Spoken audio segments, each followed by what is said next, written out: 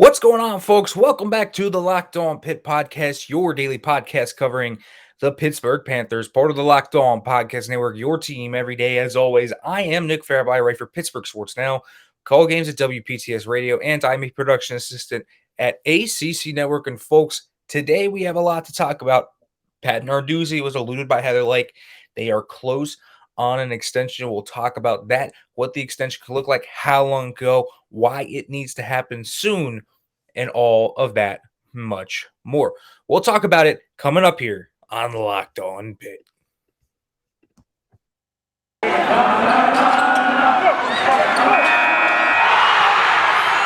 You are Locked On Pitt, your daily podcast on the Pittsburgh Panthers, part of the Locked On Podcast Network, your team every day.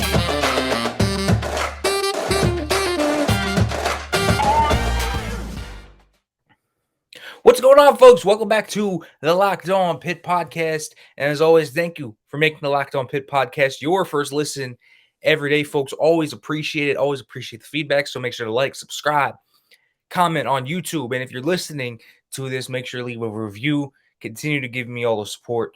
I always need feedback as well. Always appreciate that, folks. So always give me feedback so I can make this show the best it can possibly be for you guys. Because obviously you guys are what matter here. I can't do this without you guys, so need all that feedback from everyone out there. Now today, listen, it's not like today was some super eventful day in Pittland, but there was stuff that carried over from yesterday that I think needs talked about. And one of those things that has to be talked about is the Pat Narduzzi extension, right? Like, when's that actually going to happen? Because Pat Narduzzi has brought Pitt an ACC championship. He's essentially accomplished every goal set out for him. And if you thought he was on the hot seat, well, he deserves the complete opposite now, right? He deserves that benefit of the doubt.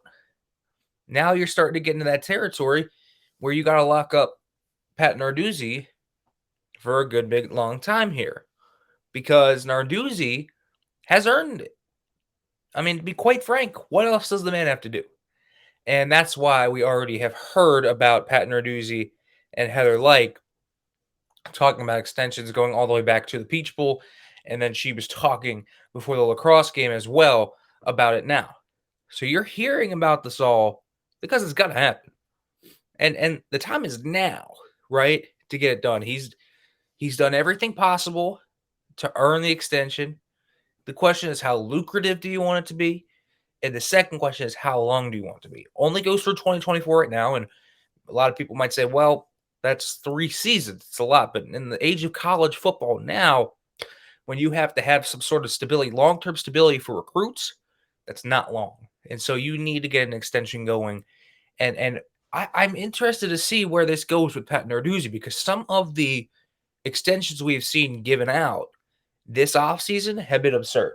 The James Franklin one obviously sticks out if you're talking about Pennsylvania. So there's a lot to kind of look at when you look at different types of contracts. Because, listen, some of these aren't just 5-6 million. I mean, some of these are 9, 10, 11 million. That's what we're talking about here. We're talking about extremely lucrative contracts that put a strain on your budget. But, and I respect Pat Narduzzi for this, I suspect he wanted to get his staff in order before doing this. Before feeding himself and giving everything he had, I think that they wanted to get everyone else locked up, taken care of, and I appreciate that. And that's why you see Underwood hired. That's why you see Signetti hired. That's why you see all these guys hired before Narduzzi gets his extension. And so when I look at what Pat Narduzzi should get, it's an easy discussion. This is 1 year, but the program has consistently gone up.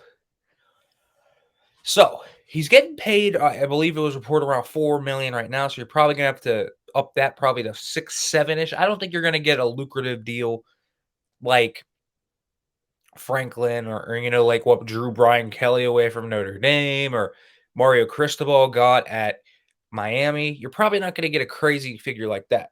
But 6-7 a year, that seems about right to me. And extending that through, what season are we thinking?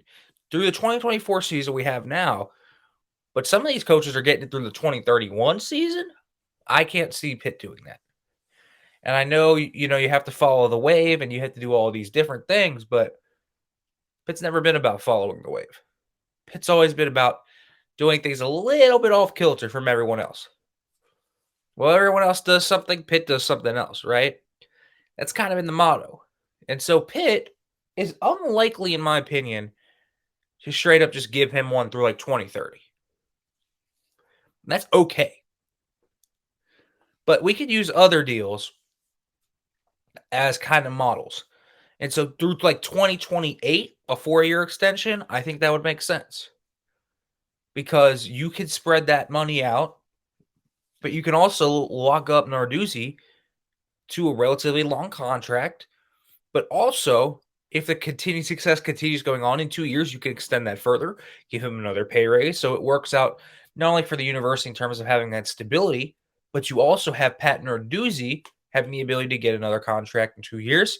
And think of it kind of like an NFL free agency where you're a younger player and essentially you're going to want to maybe stay with the team you like, but also understand, maybe these last few years haven't gone as well as I would have. And, I had this breakout year now, but if I continue to prove myself, there's more money waiting on my horizons. And that's what it could be here for Pat Narduzzi. And so I think that 2028 season is kind of a sweet spot for this. You don't go too long. So you don't lock him up for the next 10 years, like Penn State did or something like that. But you also get him under contract for the next 6-7 seasons to where you have long-term stability. You give him a pay raise, but you also leave the door open to in 2-3 years when things might be going well again or things might be going downhill. It gives you enough flexibility to, one, either move on if it so happens to fall completely out from under him, because you never know what can happen in college sports. Crazy things happen all the time. So, while Pitt's gone up under Pat Narduzzi, things could absolutely turn south. It's something that can happen. It is something that has happened for many programs like this that have come up for a year and then have fallen off like a cliff. Or, as I said, you can open that for another extension, which can up his salary. It's a win-win for everybody involved, but it has to happen, right? Recruiting is going to be the best they're going to have in a really long time here. And so allowing that to go up and continue the stability of Pat Narduzzi in Pittsburgh, because he's not going to get calls from top programs just yet. But maybe if the sustained success continues, he will. But you at least, if you don't offer him too much, if it's not too lucrative, you lock him up long enough, you get him into the mode where he's stable, he's got money, and he's got that ability, that flexibility in the future to really make some bank, continuing to prove himself. Because here's the thing, Narduzzi's earned the benefit of the doubt on most things at this point, and for good reason. Because the staff hires he's made in recent years have been money. I mean, just straight up money. His staffs have filled out very well, especially defensively, but also offensively. Hirings like Brendan Marion have proven to be really strong. I like the hire of Tyquan Underwood. Obviously, Mark Whipple turned out to be a good hire. So there's a lot of good things to look at from Pat Narduzzi's perspective. And I think getting that extension done through 2028, maybe 6-7 a year, Pitt's going to have to pay up, and I think they're willing to now with the football program playing up to here. And obviously as well, something that is going to be factored into this, I imagine, is it's going to be a question of how much money the boosters are willing to give and how much money that these guys are going to have to work with, especially if they move on from Jeff Capel with the buyout and everything. That could affect things a little bit. But Pitt should have enough money here with its boosters, with people around the program that care, with Pitt football going like this and being their best in 40 years. You would expect things to be able to be there. There should be a donator base among your boosters, and you should be able to pay this out. So 6 or 7 shouldn't be too lucrative for the university, even as the NCAA dishes out bigger than they could even imagine. Pitt's not going to pay the Miamis, the Auburns, the LSUs, all these blue blood schools that are paying out absurd salaries. They're not going to be able to do that, but they can do that. I think 6, 7 mil is reasonable for the school, but they're not going to pay out 10, 11. Like some of these coaches are getting paid out, but I think the Pat Narduzzi extension needs to happen, and for good reason. It is going to happen because what else are you going to do at this point? This is a guy that has played his hand perfectly in terms of building a stable culture. Guys aren't really, guys that are actual producers aren't really transferring out. You'll have the one here or there, like Cam Bright, but that one even sounds like it was a mutual type of thing after his fight at the Peach Bowl. So you're hearing all these different things, and it's coalescing into this. All right, folks, we will also talk today. Former Pitt defensive back Louis Riddick gets an interview with the Pittsburgh Steelers. Could he be their next general manager? We'll talk about that. But first, let me let you know about Built Bar because, folks, this is the time of year that I'm betting you have pretty much given up on your New Year's resolutions. But not this year. You could stick to your resolution to eat right thanks to Built Bar. It almost feels like it's not really a resolution because you can enjoy eating them. So have you tried the Puffs? Because if you haven't, you're missing out on one of the best Built Bar, best tasting bars. Puffs are the first ever protein infused marshmallows. They're fluffy, they're marshmallowy, they're not just a protein bar, they're a treat, and they're covered in 100% real chocolate. Puffs are a fan favorite with some incredible flavors: yummy cinnamony churro, coconut marshmallow, banana cream pie. So good, these are going to be your new favorite. And all Built Bars are covered in 100% real chocolate. But listen, you get all of the benefits of an actual protein bar. It's low calorie, high in protein, low in sugar, low in carb. You get it all. High fiber. Everything you want in a good protein bar comes with Built Bar, and the flavor. Flavor might be number one, health number two. And that's exactly what you get with Built Bar. So, folks, all you have to do, go to built.com, use the promo code LOCKED15 and get 50% off your order. Use the promo code LOCKED15 for 50% off at built.com.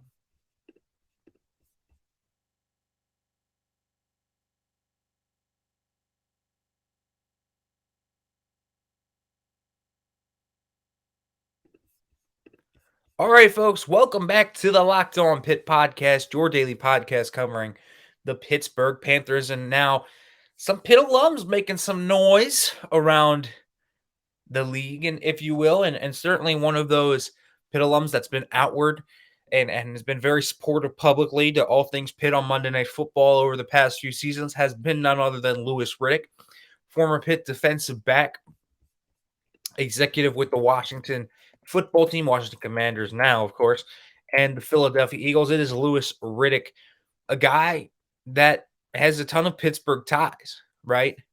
Everything you look at from Louis Riddick is Pittsburgh. He was a draft pick from Pittsburgh. He's a guy that's from Pennsylvania. Now he's from the eastern part of the state, but Pittsburgh ties are just all there. Cousin of Tim Lewis as well, another guy who played at Pitt, a guy who coached for the Steelers. So there's a ton of different connections here between these guys. And Louis Riddick has been out of the game in terms of football for now about 10 years. 2013 was the last year he was on an NFL front office before shifting over to ESPN, going into that side of things. But understand now that he's getting the interview not from just, someone like the Giants, the Texans in the past have given him interviews, and it sounded like he might get it, but not quite. And it all felt like so close, but quite no cigar. And that was always something that when you looked at Pitt and you said, man, what if that Steelers job ever opened up?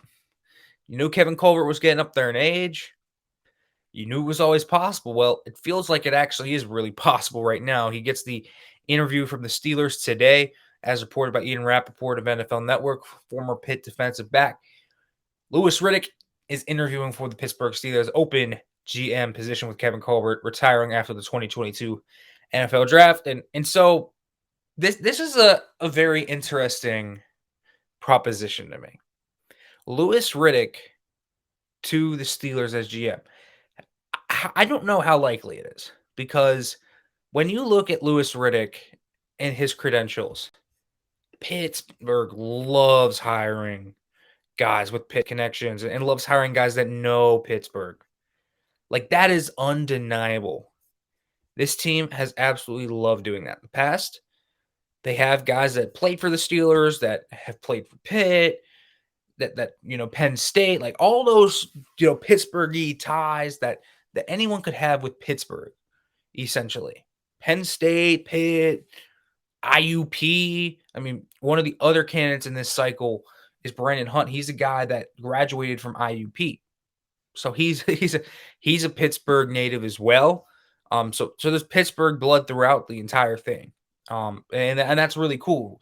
Kevin Colbert as well as a Robert Morris grad. So there's a ton of just Pittsburgh ties. Obviously, the Rooster King grads. So lots to know about in terms of the Steelers and Pittsburgh. Their entire organization seems rooted in Pittsburgh in some way. And just on the coaching staff, Matt Canada was the Pitt offensive coordinator. Jerry Olszewski played for Pitt. And Terrell Austin played for Pitt as well. Like, there's just a ton of different ties to that roster.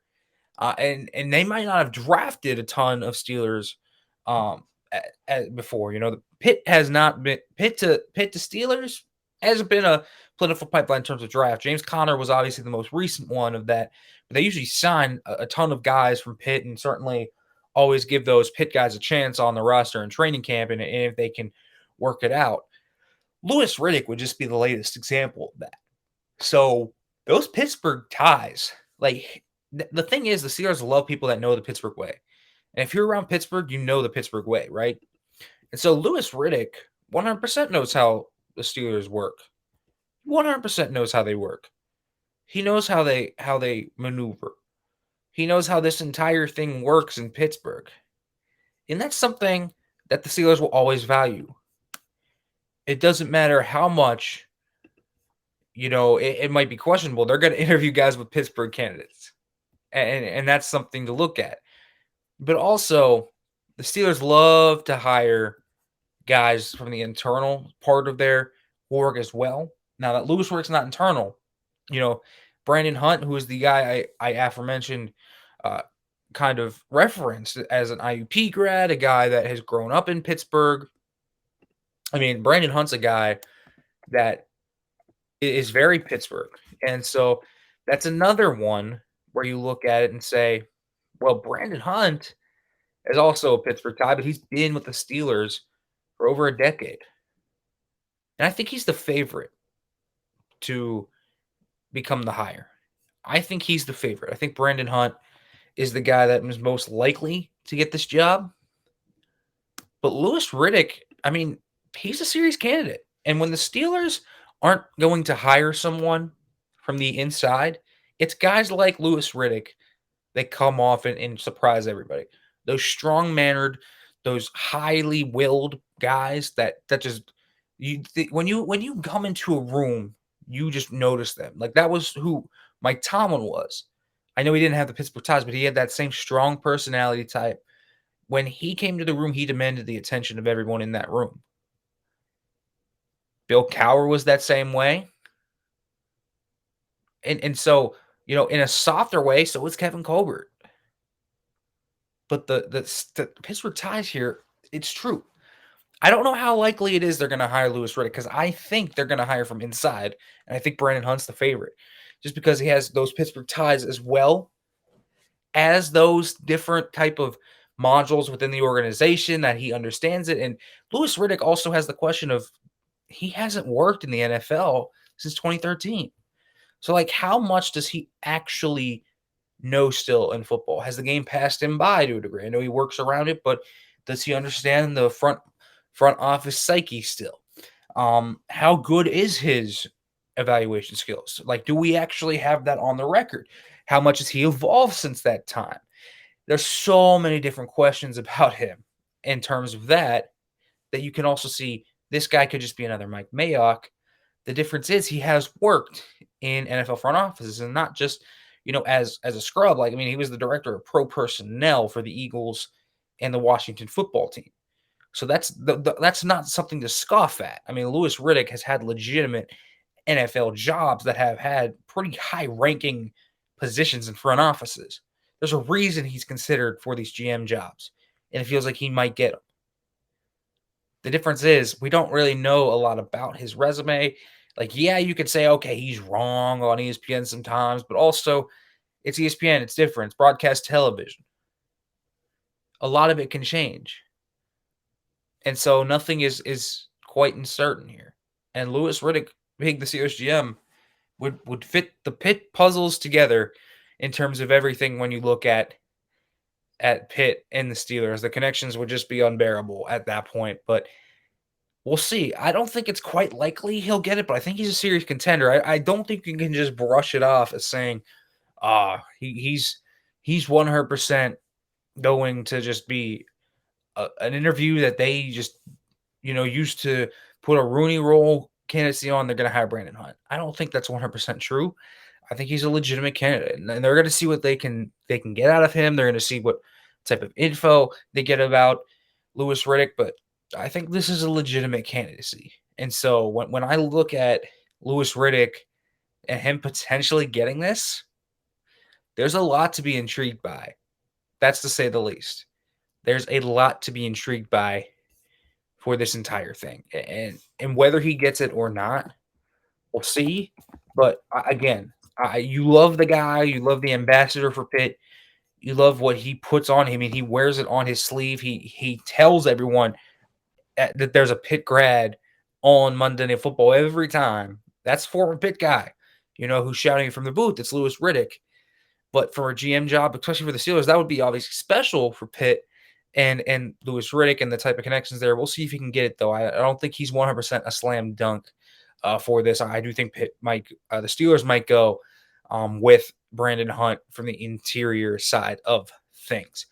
All right, folks. Well, I do want to continue talking a little bit about Pitt men's basketball. I know we talked about it yesterday, but there's kind of a few things that I want to sprinkle on there, kind of the absurdity of these games that is happening recently and what they need to do to bounce back here against Florida State. But first, let me let you know about BetOnline, because BetOnline has you covered this season with more props, odds, and lines than ever before as football continues to march through the playoffs right to the big game in a few days. BetOnline.net remains the best spot for all your sports scores, podcasts, and news this season. And it's not just football. BetOnline is up-to-the-minute info on pro and college hoops, NHL, boxing, UFC, with live real-time updates of current games. Don't wait to take advantage of all the new amazing offers available for the 2022 season. BetOnline, where the game starts.